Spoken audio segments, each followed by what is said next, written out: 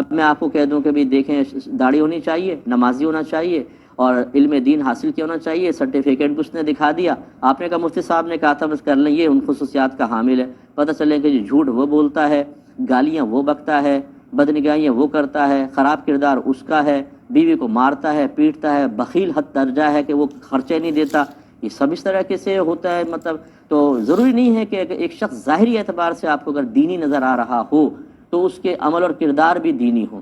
بعض اوقات شریعت کو خود نافذ نہیں کیا جاتا، اس لیے اچھی طرح دیکھیں۔ اور میں اکثر یہ مشورہ والدین کو دیتا ہوں کہ اگر پاسبل ہو،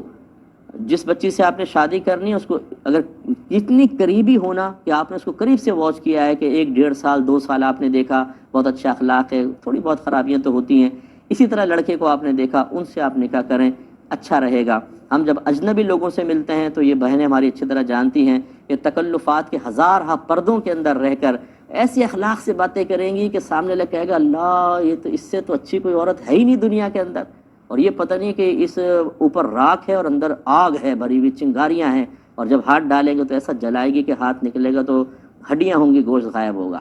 وہ پھر مطلب یہ کہ جب پہلے پہل ملتی ہیں تو بڑے اخلاق کے ساتھ، پھر بچی کی شادی کر کے والدین سر پکڑے ہوتے ہیں کہ بھئی تو بڑی بااخلاق بن رہی تھی، یہ تو بڑی خطرناک ہے۔ تو اس لیے مطلب یہ کہ بہرحال اب یہ بھی نہیں ہو سکتا کہ ہر ایک جو ہے وہ 1.5 2 سال تک کسی کو واچ کرتا رہے، پھر کرے، اگر پاسبل ہو تو ایسا کریں، ورنہ پھر اللہ کا نام لے کر ظاہر دیکھ کر بھی کر لیں۔